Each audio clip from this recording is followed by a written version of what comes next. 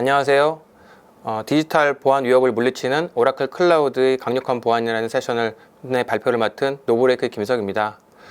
저는 노브레이크라는 회사에서 펜테스트와 시큐리티 컨설팅을 맡고 있고요. 오라클 에이스 디렉터로 활동하면서 오라클 테크니컬에 관련된 기술 전도사로 활동을 하고 있습니다. 또한 다양한 공공기관과 학교, 기업 등에서 다양한 보안 컨설팅을 수행하고 있고요. 이와 관련돼서 클라우드 보안 컨설팅도 같이 수행을 하고 있습니다. 이번 세션에서는 오라클 클라우드의 다양한 보안 기능을 살펴보고요. 이를 통해서 보안 강화를 하고 이를 통해서 오라클 클라우드의 유연성을 확보할 수 있도록 진행을 하도록 하겠습니다. 클라우드 시큐리티 트렌드부터 좀 말씀을 드리도록 하겠습니다. 코로나19로 인해서 디지털 트랜스포메이션이 가속화되었는데요. 이를 통해서 클라우드에 대한 속도가 확산되고 있고 좀 더 시장이 커지고 있습니다. 또한 4차 산업 관련된 산업이 폭발적으로 증가함에 따라서 이런 인프라에 대한 수요가 증가하고 있는데요. 인공지능, 빅데이터, 사물인터넷, 블록체인, 자율주행과 같은 플랫폼들이 전부 클라우드에서 운영이 되다 보니까 클라우드를 대상으로 해서 폭발적으로 증가하고 있는 실정입니다. 이를 통해서 클라우드가 활용됨에 따라서 클라우드를 대상으로 한 공격 또한 증가하고 있는데요. 다양한 정보 유출, 해킹, 랜섬웨어, 암호화폐 채굴, 서비스 거부 공격 등의 이러한 클라우드 인프라들이 오용되거나 또는 정보 유출 등이 있는 실정입니다. 또한 잘못된 설정이나 장애로 인해서 서비스 장애가 발생이 될 수 있는데요. 이를 통해서 사회적 혼란을 야기하기도 하고 있고요. 또 이러한 클라우드의 경우는 한번 발생되는 사고들은 대부분 대형 사고로 터지는 경우가 많습니다. 그렇기 때문에 보통 일반적으로 기업의 법적, 사회적 책임에 대한 요구가 증가되고 있는 실정이라고 말씀드릴 수 있겠고요. 무엇보다 클라우드를 쓰게 되면 더 어려운 거는요. 침해 사고가 발생됐을 때 이런 침해 사고를 인지하고 탐지하고 분석, 대응하는 데에 대한 문제가 많다는 부분입니다. 무엇보다 기술적인 어려움도 있겠지만 이런 부분에 대해서 인지하지 못하거나 또 경험을 축적한 엔지니어가 부족하거나 활용하는 데에 어려움을 겪는 것도 현실입니다. 클라우드 서비스는 다양한 정보 유출이 발생될 수 있는데요. 무엇보다도 근래에 발생됐던 정보 유출 사건들을 보게 되면 클라우드 스토리지에 대한 설정을 간단하게 구성함으로써 클라우드 스토리지 버킷에서 민감한 정보가 유출되는 사건들이 많이 있었고요. 클라우드에 대한 계정이 탈취됨으로써 클라우드 인프라가 암호화폐를 채굴하는 데 사용이 되거나 또는 랜섬웨어를 배포하는 데 사용되는 등 악의적으로 사용될 수 있는 케이스가 증가되고 있는 실정입니다. 더불어 근래에는 쿠버네티스나 도커, 컨테이너와 같은 다양한 클라우드 네이티브 기반의 서비스가 확대되고 있는데요. 이러한 클라우드 네이티브가 확대됨에 따라서 클라우드 네이티브 관련된 공격들이 증가하고 있는 실정입니다. 클라우드 네이티브는 기존의 전통적인 방식의 보안으로는 차단하거나 방어하기가 대단히 어려운데요. 이러한 것들 때문에도 계속해서 클라우드에 대한 보안 위협은 증가되고 있다고 볼 수 있겠습니다. 더불어 과거에는 개발자와 운영자가 분리되어 있다가 최근에는 데브옵스라는 트렌드로 개발과 운영을 병행하고 있지만 근래에는 데브섹옵스라고 해서 운영, 개발, 보안을 한꺼번에 할 수 있는 인력들을 선호하는데요. 이러다 보니까 개발 능력과 또 운영에 대한 유연성 그리고 이런 보안에 대한 것들에 대해서 요구가 더 많이 늘어나고 있는 실정입니다. 유연성과 혁신이 확대되는 만큼 보안성 확보도 당면한 과제인데요. 이런 부분에 대해서 클라우드 보안이 계속해서 이슈가 되고 있는 실정이라고 볼 수 있겠습니다. 클라우드 보안 사고 사례를 몇 가지 좀 소개해 드리려고 합니다. 금융 클라우드에서 큰 획을 그었다고 할 수 있는 캐피탈 원 사건이 대단히 큰 레퍼런스 중에 하나인데요. 캐피탈 원은 미국의 대형 뱅크이고요. 대형 은행인데 클라우드로 마이그레이션 한 아주 성공적인 사례로 알려져 있었습니다. 그런데 이러한 캐피탈 원에서 1억 600만 명이라고 하는 대단히 많은 고객, 그 중에서도 미국인과 캐나다에 대한 개인정보가 해킹당한 사건이 벌어졌는데요. 이러한 개인정보 유출 사건은 2005년부터 2019년까지의 모든 고객 정보들이 탈취가 된 사건인데요. 신용카드, 그리고 개인들의 성명, 연간 소득, 생년월일 등에 대한 민감 정보를 포함해서 일부 고객들, 즉 14만 명 정도 되는 고객은 우리나라의 주민등록번호에 대응되는 사회보장번호와 관련된 은행 계좌번호 등이 한꺼번에 유출된 사건이었습니다. 이러다 보니까 매우 큰 사건이었는데요. 이 사건은 유출됐다라고 하는 부분, 또 그리고 금융 클라우드가 탈취됐다라는 부분 때문에 사회적 파장이 컸지만 더 큰 문제는 이러한 민감한 정보가 GitHub에 올라와서 이 정보가 유출되고 많은 고객들이 이 정보가 유출된다는 사실을 인지하고 나서 오히려 캐피탈 원화에다가 이 부분에 대한 확인 절차를 통하면서 이 해킹 사건이 알려지게 된 것들이 더 문제라고 할 수 있겠습니다. 즉 캐피탈 원에 방어라든지 침해 사고 탐지 대응 체계가 동작하지 않았다라는 것을 나타내는데요. 이렇기 때문에 클라우드에서의 보안성은 가시성 확보가 매우 중요하고 탐지와 대응 이런 것들에 대해서 즉시 탐지하고 대응하고 분석하고 이를 차단할 수 있어야 되는데 이런 부분에 대한 것들이 제대로 동작하지 않았음을 보여주는 아주 중요한 레퍼런스라고 할 수 있겠습니다. 또 하나 말씀드리겠는데요. 미국 정보기관의 민감 정보의 암호화 파일이 그대로 노출된 사건이었습니다. 미국 정보기관의 민감 정보라고 하면 우리가 생각할 때는 미국의 정보기관에서는 아주 중요한 이런 정보들은 암호화를 하거나 접근 통제를 잘 했을 거라고 판단할 수 있지만 이런 부분에 대해서 오히려 클라우드 서버에 저장되어 있는 데이터들은 암호화 없이 그대로 노출되어 있는 사건이었고요. 이것들이 약 6만 개 이상의 문서가 그대로 노출된 사건이었습니다. 특히 미군에 관련된 다양한 프로젝트들이 저장되어 있는 문서였는데요. 미군 프로젝트의 6만 개의 문서들이 아무나 접근할 수 있는, 즉 익명 계정으로 접근할 수 있도록 클라우드 스토리지에 저장되어 있음을 공개가 되었습니다. 이 공개에 대한 정보에는 미국 국방성의 고위 임직원들에 대한 연락처와 크레덴셜한 정보들, 그리고 펜타곤의 특정 시스템에 접근할 수 있는 마스터 자격증명이라든지 또 최고 정부 시설에 관련된 정보들, 그리고 이런 접근 통제를 할 수 있는 다양한 키들이 같이 저장되어 있었습니다. 그래서 공격자가 별도 해킹 없이 최고 관리자 계정을 획득할 수 있도록 민감한 정보가 그대로 클라우드 스토리지에 저장되어 있음을 확인했던 중요한 사건이라고 할 수 있겠습니다. 혹시 그 개인 클라우드를 사용하시는 분들도 이런 경험을 하신 적이 있으실 겁니다. 여러분들도 모르는 사이에 여러분들의 사진들이 여러분들의 개인 클라우드에 동기화돼서 나중에 이런 사진이 저장돼 있었네? 라고 확인해 보실 수 있는 사건도 있을 텐데요.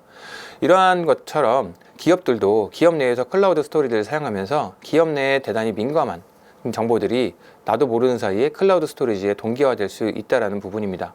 특히나 공공이나 민간, 또 아주 민감한 데이터들, 또 대비 이런 데이터들이 클라우드 스토리지에 저장이 됐을 때는 더 큰 문제를 야기할 수 있는데요. 이런 클라우드 스토리지를 사용하는 대부분의 분들이 아주 기본적인 보안 설정 없이 기본 설정으로만 사용하는 경우들이 대단히 많고, 이를 통해서 익명 계정에 의해 탈취당하거나 또는 반복적인 해커에 의한 시도에 의해서 유출되는 사건들이 지속적으로 발생이 되고 있는 게 현실입니다. 자, 다음으로는 테슬라 클라우드 서버 해킹 사례를 좀 말씀드리고자 합니다. 테슬라 요즘에 이제 한참 잘 나가고 있는 자율주행 그리고 자동차, 전기 자동차로 유명한 회사죠. 이러한 테슬라 역시 원격 측정과 민감한 데이터들 이런 것들 들어오면 클라우드에다가 저장을 하고 있는데요. 자율주행 정보라든지 자동차에 대한 정보 이런 것들을 쿠버네티스에 탑재해서 활용을 하고 있었습니다. 그런데 이러한 쿠버네티스 파드를 기반으로 해서 테슬라 역시 활용을 하고 있었는데요. 이 웹 스토리지 역시 민감한 데이터가 유출되었고요. 이걸 통해서 테슬라 역시 민감한 데이터가 유출되었지만 무엇보다도 테슬라의 인프라를 해커들은 암호화폐 채굴용 시스템으로 활용을 했습니다. 즉 테슬라는 이 클라우드 비용을 지불하고 있음에도 불구하고 암호화폐는 해커가 가져가게 되는 형태의 것들로 사용이 됐다는 것이죠. 일반 기업이라고 하면 자신들이 지불하고 있는 클라우드 비용이 어떤 해커의 암호화폐를 채굴하는 데 활용이 되는 사건인데요. 클라우드뿐만 아니라 최근에 저희 고객사도 S모 고객사의 경우도 최근에 저희가 그 침해 사고 대응을 실시했습니다. 해당하는 회사는 와스 서버가 해킹당한 사례였는데요.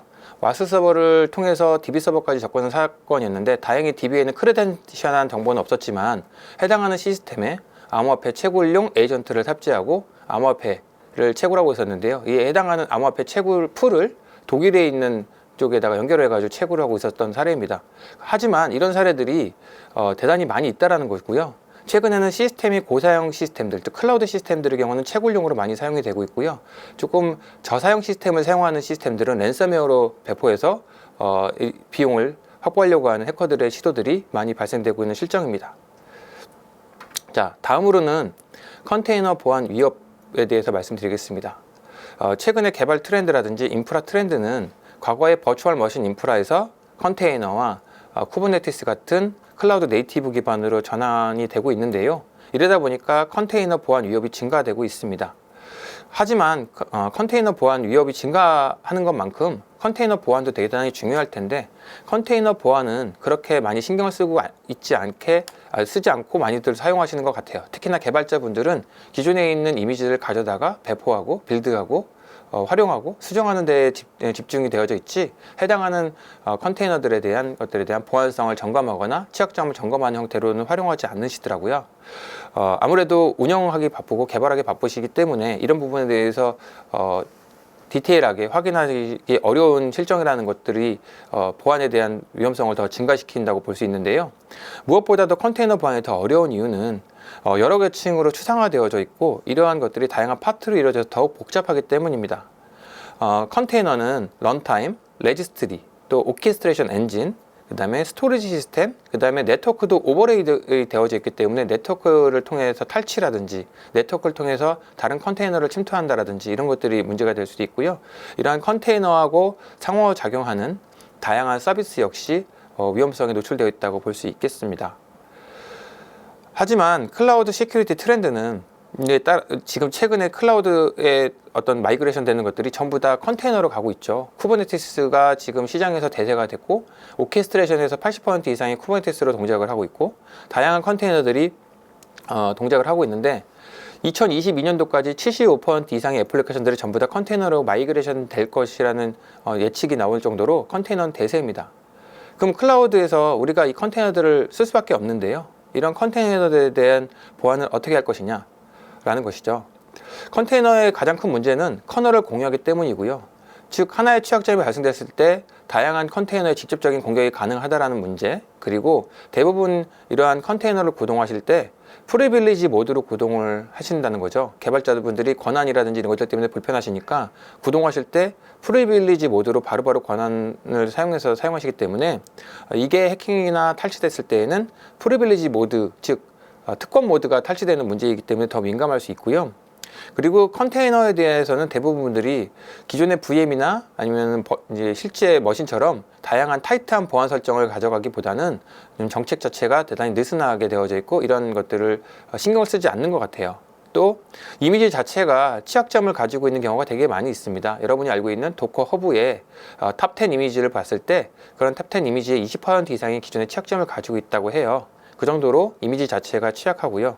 또 컨테이너를 배포하고 사용할 때 해당하는 컨테이너들을 보게 되면 ID 패스워드들이 이미지 안에 하드코딩, 즉 ID 패스워드들이 암호화되어 있지 않고 그대로 타이핑 되어져 있는 경우를 대단히 많이 보는데요. 이런 하드코딩 되는 문제들도 취약하다고 볼 수가 있겠습니다.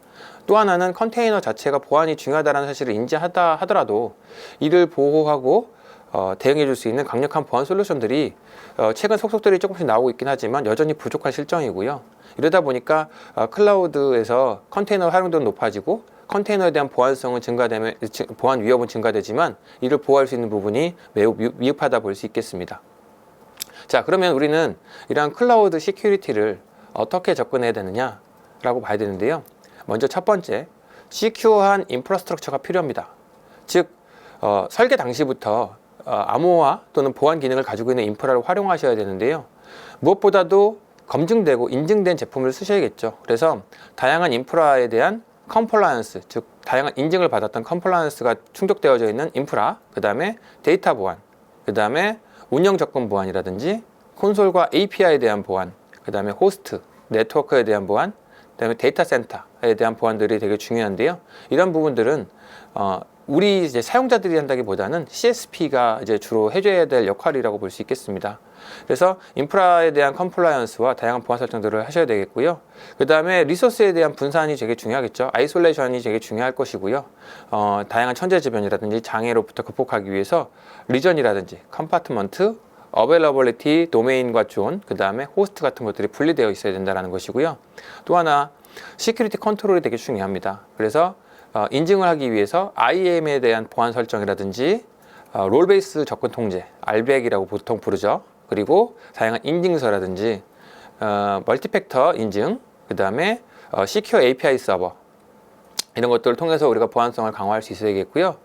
우리가 이제 Common Vulnerability and Exposure라고 해서 CVE라고 해서 다양한 이제 보안 취약점에 대한 정보 공유를 하기 위해서 사용이 되는데, 이런 CVE에 대한 패치라든지 운영, 그 다음에 쿠버네티스나 컨테이너 엔진들에 대한 업데이트나 업그레이드, 이런 것들이 되게 중요하다고 볼 수 있겠습니다.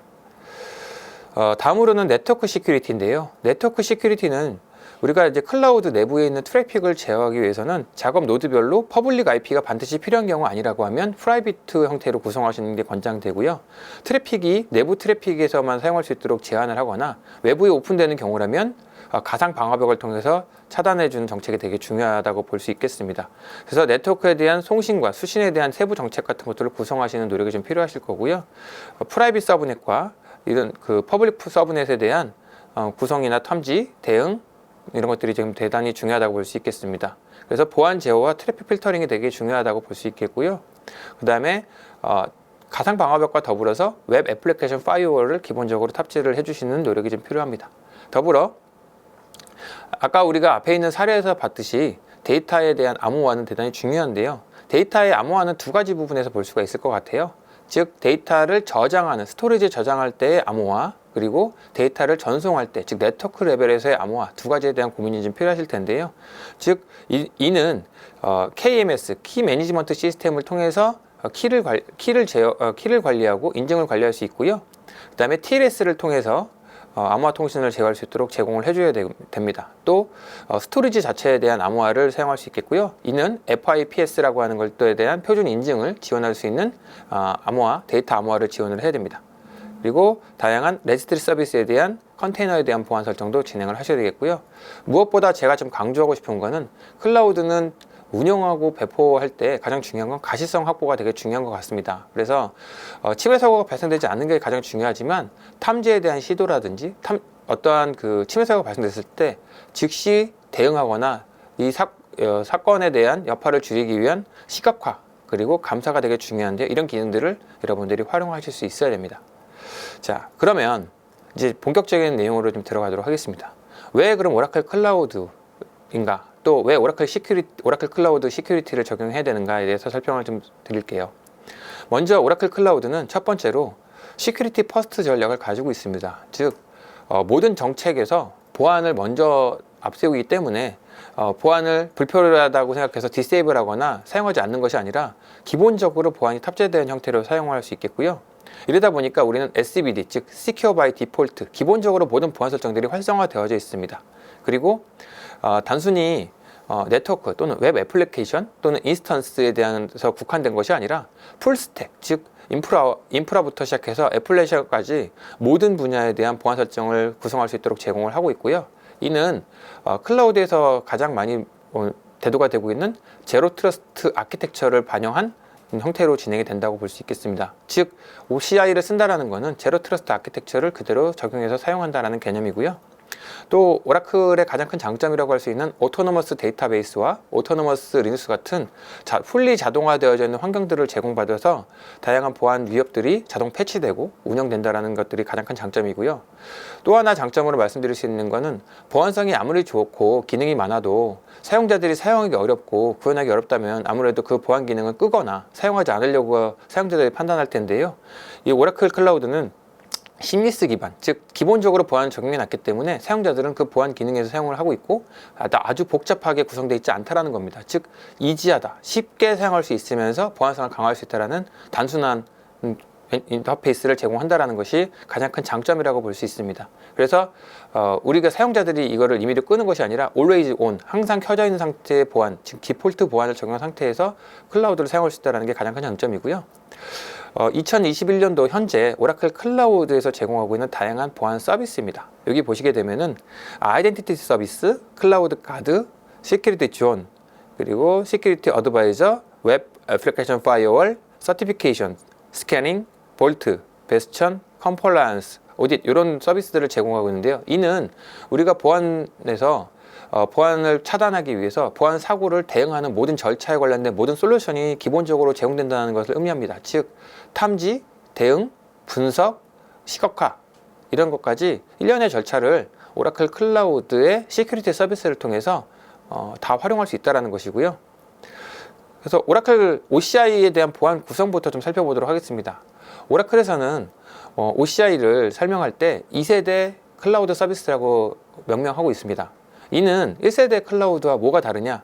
아까 제가 앞에서 말씀드렸던 것처럼 기본 보안 구성을 바탕으로 아키텍처가 설계되어져 있습니다. 그러다 보니까 네트워크 트래픽에 대해서 네트워크 트래픽을 호핑, 즉 어떠한 가상 머신과 가상 네트워크를 통해서 원래는 아이솔레이션, 즉 격리되어져야 될 인스턴스들 간의 통신을 점프 뛰거나 해서 공격을 당할 수가 있는데요. 이런 호핑 기술들을 원천적으로 차단할 수 있도록 아예 격리가 되어져 있습니다. 또 인스턴스들 간뿐만 아니라 호스트와 이 컨테이너들 간에도 기본적으로 아이솔레이션 되어져 있기 때문에 인프라스트럭처에 대한 보안이 유지가 될 수 있고요. 또 하나는 아무래도 이제 베어메탈 환경에서 사용하다 보면 운영체제 위에 그 가상 머신 또는 컨테이너를 활용하게 되어 있는데 이때 해당하는 시스템, 즉 예를 들어서 x86 인텔 CPU라고 한다고 하면 인텔 시스템 기반에서 펌웨어에 문제가 생기거나 펌웨어 자체에 악성 코드가 배포되는 경우라고 하면 인프라스트럭처가 또 안전하다고 할 수는 없겠죠. 그래서 오라클의 경우는 클라우드를 구성할 때 루트 오브 트러스트, 즉 아예 이러한 베어메탈 환경에서의 펌웨어에 대한 부분도 아예 리셋되기 때문에 악성 코드가 펌웨어에 남아있을 수 있는 확률적인 부분을 아예 제거했다고 볼 수 있겠습니다. 어느 클라우드나 다 공통적으로 제공을 할 텐데요. 오라클 역시 OCI에서 계정 관리를 위해서 IAM을 제공을 합니다. 이를 통해서 사용자에 대한 계정 관리를 할 수 있도록 제공을 하고 있고요. 네트워크 보안과 암호화를 제공해 주는데요. OCI의 경우는 서울과 춘천 간에 데이터 통신을 하는데 이 데이터 전송 구간에 대한 암호화를 풀리 제공을 하고 있습니다. 그래서 AES 256비트로 암호화해서 처리를 하고 있고요. 네트워크 트래픽 중에서도 일반 트래픽이라고 하면은 TLS 1.2 이상이 기본 탑재되어져 있어요. 그리고 고객이 또는 이제 사용자들이 일반 개발자들이 나는 이걸 쓰겠다. 근데 우리 회사의 데이터 센터에서 뭔가 쓰겠다라고 한다고 하면 아무래도 오라클 클라우드는 아무리 이제 보안을 강화한다고 하더라도 우리 데이터 센터에서 설치될 수 있는 위험성이 있을 수 있죠. 그래서 데이터 센터와 오라클 클라우드의 사이에는 패스트 커넥트라고 하는 방식을 통해서 안전한 통신을 유지할 수 있도록 전용 구간으로 구성할 수도 있습니다. 자, 다음은 보안 영역이라고 불리우는 시큐리티 존인데요. 여러분들께서 이 오라클 클라우드 OCI를 쓰시게 되면 반드시 쓰셔야 되겠다, 쓰셨으면 좋겠다라고 권장할 수 있는 서비스가 몇 가지 있는데 그 중에 첫 번째라고 보실 수 있겠습니다. 제가 권장해 드리는 부분이고요. 인프라스트럭처 전체에서 봤을 때에는 여러분들이 어떤 인프라를 배포하고 운영 관리하면서 매번 보안성을 검토하거나 아니면 컨설팅을 하는 게 현실적으로 어렵습니다. 따라서 처음부터 이런 그 보안 원칙을 세워놓고 그 원칙에 부합되지 않는 것들을 아예 적용하지 않도록 하는 방식이 되게 중요한데요. 시큐리티 존은 바로 이런 서비스를 제공해 줍니다. 즉 시큐리티 존을 사용하게 되면 컴퓨팅, 네트워크, 오브젝트 스토리지 등 다양한 우리가 사용하고 있는 리소스를 포함해서 이러한 리소스들에 대해서 보안 원칙을 만들어 놓고 이런 원칙에서 벗어나는 행위들에 대해서는 사전에 거부할 수 있도록 구성하는 것이죠. 즉 보안 영역을 만들어 놓고요. 컴파트먼트라고 하는 우리가 보안 구획 영역을 만들어 놓고 이를 우리가 다양한 보안 구문들을 만들어 놓게 됩니다. 이런 보안 구문들을 오라클에서는 레시피라고 부르는데요. 이런 레시피를 매칭하고 이 매핑되어져 있는 것들을 통해서 이제 보안 영역에서 만들어진 리소스들은 반드시 우리가 만들어놓은 보안 원칙에 부합되는 서비스들만 배포될 수 있고 활용할 수 있도록 할 수 있다는 것입니다. 이렇게 하게 되면 보안 영역에서 정책을 위반하는 경우에는 아예 조작을 거절할 수 있는 메시지가 뜨기 때문에 개발하시는 분들이나 오라클 클라우드에서 활용하시는 운영자들이 실수로 배포하거나 해서 노출될 수 있는 위험성을 사전에 제거할 수 있는 것이죠. 보안 기능이 포함되어져 있지는 않은데요. 여러분들 그 오라클 OCI 클라우드에 컴퓨터라고 하는 항목에 들어가게 되면 CVES라고 하는 메뉴가 있습니다. 이 CVES 또한 유연한데요. 여러분들이 이 CVES를 활용하시게 되면 여러분들이 오라클 클라우드에서 예를 들어서 레드 엔터프라이즈 리눅스 또는 오라클 리눅스 또 우분투 같은 리눅스들을 쓴다라고 할 때 그 해당하는 운영체제에 취약점이 생길 수도 있죠. 이런 것들에 대해서 CV 리스트를 확인하고 언제 이런 것들이 취약점을 가지고 있는지를 확인할 수 있는 기능을 제공해 줍니다. 이를 통해서 오토매트하게 패치도 하실 수 있고요. 리포트도 봐줄 수 있는 서비스를 CVS에서 제공을 하고 있습니다. 더불어 다양한 웹 애플리케이션에 대한 보안을 위해서 오라클 클라우드 역시 웹 애플리케이션 파이어를 제공을 하고 있고요. 이 웹 애플리케이션 파이어를 사용함으로써 우리는 다양한 웹 애플리케이션에 대한 공격, 인젝션이라든지 다양한 정보 탈취, CSRF, 이 다양한 공격들을 차단할 수 있고요. 이를 통해서 웹 애플리케이션을 보호할 수 있는 기능을 제공해 줍니다. 지금 제가 말씀드리는 서비스들은 기본적인 서비스들이고요. 제가 이번 또 세션에서 여러분들한테 정말 추천해드리고 싶은 서비스 중에 하나는 바로 클라우드 가드입니다. 오라클 클라우드 OCI에서 제공되는 무료 서비스이고요. 가장 강력한 보안 상태를 모니터링하고 식별하고 이를 실현하고 유지 관리할 수 있는 서비스를 제공해주는 클라우드 가드 서비스는 OCI에서 아주 유용한 서비스인데요. 리소스에 관련된 다양한 보안 취약점이 있는지 의무를 체크해주고요. 운영자에게 또는 사용자에게 이런 것들이 위험하다라는 것들에 대해서 확인을 시켜주는 형태로 진행이 됩니다. 이 클라우드 가드 서비스를 사용하게 되면 모니터링 할 범위를 컴파트먼트를 타겟이라는 형태로 만들어 놓고요. 타겟에서 디텍터를 이용해서 어떤 행위들에 대한 것들을 탐지할 수 있는 룰을 만들어 놓고 이런 것들을 수행을 하게 됩니다. 그러면 프로그램이라고 해서 이러한 그 탐지된 결과 또는 감지된 결과에 대해서 이제 우리에게 리포트를 해주고요. 이런 것들을 리스판더를 통해서 이런 문제들에 대해서 어떻게 적용을 할 건지에 대한 또 레시피, 보안 그룹에 대한 것들에 대한 정보를 제공해주는 아주 유연한 서비스이고요. 이 클라우드 가드 서비스만으로도 매우 훌륭한데 이 클라우드 가드 서비스는 여러분들이 알고 있는 서드파티 제품인 여러 가지 이제 시각화 제품들을 통해서 SIM이라고 하죠. 심이라고 불리는 보안 이벤트를 탐지 모니터링 할 수 있는 것들하고 연동 구성하실 수도 있습니다. 자, 클라우드 가드를 그러면 사용하는데 어려움이 있다라고 하면 또는 복잡하다라고 하면 어렵겠죠. 클라우드 가드는 단순하게 5단계로만 진행하시게 되면 아주 쉽게 사용이 가능하고요. 이 각 단계별로 구성하는 것도 어렵지 않게 사용하실 수가 있습니다. 먼저 시큐리티 항목에서 클라우드 가드 들어가셔가지고 활성화 버튼을 누르시게 되면 바로 활성화가 되고요. 여기서 여러분이 원하는 정책을 생성한 다음에 모니터링 할 컴파트먼트 구획하고 이 영역을 선택하신 다음에 선택을 하시게 되면 바로 시각화되어져 있는 모니터링을 수행하실 수 있게 되고요. 이를 통해서 우리는 다양한 잠재적 위협들을 제거할 수 있게 됩니다. 다음은 데이터 세이프인데요. 오라클은 데이터베이스로 유명한 회사죠. 그러다 보니까 데이터 자체에 대한 보안도 매우 중요하다고 볼 수 있는데 데이터 민감도에 따른 데이터에 대한 위험에 대한 평가, 또 마스킹, 보안 위험 및 제어 구현을 할 수 있는 서비스입니다. 데이터 세이프로 사용하게 되면 사용자에 대한 보안 평가라든지 사용자 활동에 대한 모니터링과 리포트, 그 다음에 다양한 보안 규정 준수에 대한 것들도 통합으로 보실 수 있는 서비스이고요. 이 데이터 세이프는 퍼블릭 클라우드 뿐만 아니라 온프레미스 환경에 있는 오라클 데이터베이스에서도 같이 사용하실 수가 있습니다. 다음으로는 로그 분석인데요. 침해 사고나 이런 이벤트 대응에서 가장 중요하다는 게 이제 로그 분석인데 오라클은 이런 이벤트 대응이 아주 최적화되어 있다고 볼 수 있겠습니다. 로깅 애널리시스라고 하는 기능에서 사용하실 수 있는데 저는 로그 분석이라는 그 대주제로 적었기 때문에 메뉴하고 그 이름이 좀 다르다는 부분을 참고하시면 될 것 같고요. 로그 분석에서는 어떻게 할 것이냐라는 건데요. 로그 익스플로러를 들어가서 다양한 이벤트들에 대해서 쿼리 문장을 통해서 여러분들이 원하는 이벤트를 탐지, 분석, 모니터링 하실 수 있고 이를 시각화하실 수도 있고요. 특정한 IP만 따로 뽑아서 네트워크에 대한 탐지 분석 시스템을 구축하실 수도 있고 어떤 행위들을 분석하실 수도 있도록 제공을 해줍니다. 다음으로는 키 매니지먼트와 볼트인데요. 데이터에 대한 보안 설정을 하실 수 있다고 말씀을 드렸잖아요. 그래서 다양한 계정들에 대해서 키를 관리하고 통합 운영 관리할 수 있는 키 매니지먼트 시스템을 제공하고요. 이를 통해서 또 암호화를 연동하실 수 있습니다. 데이터 암호화 연동을 하게 되면 아무래도 데이터 스토리지에 저장되는 데이터들을 암호화해서 사용하실 수 있는데요. 앞에서 우리가 다양한 사례에서 봤듯이 스토리지 자체가 암호화되지 않고 유출되는 사건들이 있었는데 바로 이 KMS와 볼트 서비스를 연동해서 사용하시게 된다고 하면 그런 문제는 이미 이전에 없었겠죠. 그래서 KMS와 볼트 서비스를 이용해서 스토리지에 저장되어져 있는 데이터들을 암호화해서 사용하실 수가 있겠습니다. 자, 다음은 IDCS인데요. 계정 통합 인증 통해서 다양하게 사용하실 수 있습니다. 대부분의 기업들은 다양한 계정들을 사용하거나 사용함에 있어서 싱글 사인온 같은 것들을 많이 사용하시는데요.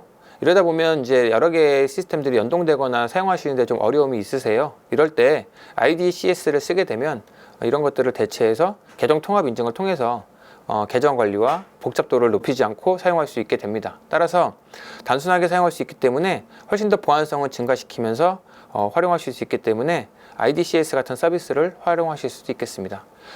우리는 이러한 내장되어져 있는 오라클 클라우드의 보안 기능으로만으로도 다양한 보안성을 강화할 수 있고요. 오라클 클라우드는 이미 여러분이 원하는 다양한 컴플라이언스 인증들도 이미 다 받아져 있는 상태입니다. 그래서 보다 안전한 클라우드를 활용하실 수 있고 구축하실 수 있겠습니다. 제 발표는 이상이고요. 발표 들어주셔서 감사합니다.